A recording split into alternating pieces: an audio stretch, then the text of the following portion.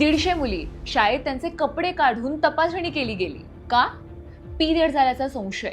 शहापुरातल्या एका शाळेत ही घटना घडली. शाळेच्या स्वच्छतागृहामध्ये रक्त पडलेलं दिसल्याने सर्व विद्यार्थिनींना विचारण्यात आलं की कुणाची पाळी सुरू आहे का. 6वी ते 10वीच्या त्या मुली, कुणी काहीही बोललं नाही.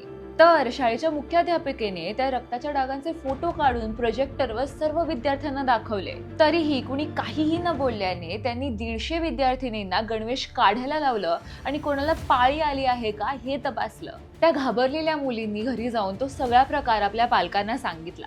संतप्त पालकांनी आपला आवाज उठवला आणि त्या मुख्याध्यापिकेवर आणि ज्यांनी मुलींना तपासलं त्यांच्यावर कारवाई देखील करण्यात आली आहे. इथे बातमी संपली, पण ही वृत्ती संपेल का? तर नाही. मासिक पाळीविषयी आजही आपला समाज अत्यंत भयंकर गैरसमज आहेत. विटाळ करत मुलींना आजही बाजूला बसवणं कमी झालेलं नाही.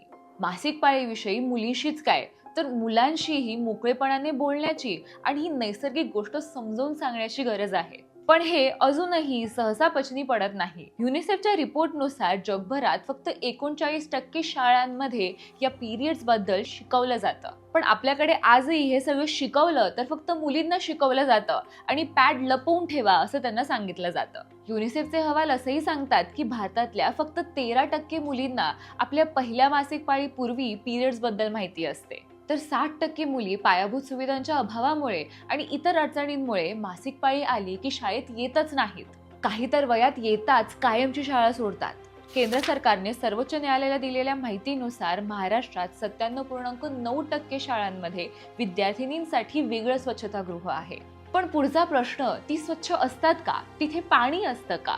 आता या शहापूरच्या शाळेचं उदाहरण घ्या. तिथे पाणी नसल्याने ते रक्ताचे डाग भिंतीला पुसले गेले. मग रक्ताच्या डागांचा इश्यू करण्यापेक्षा तिथे पाणी असावं, मुलींना हायजीन बद्दल शिकवलं जावं असं का पाहिलं गेलं नाही? कारण असे प्रश्न कसे सोडवायचे हे शिक्षकांनाच माहिती नाहीये. महिला शिक्षकांनाही पाळी म्हणजे शर्मेची बाब विटाळ वाटत असेल तर मुलींना काय सांगणार?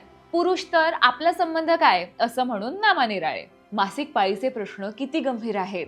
आपल्या लाडक्या बहिणी, लाडक्या लेकी किती काय सोचतात हे जरा डोळे उघडून पहा.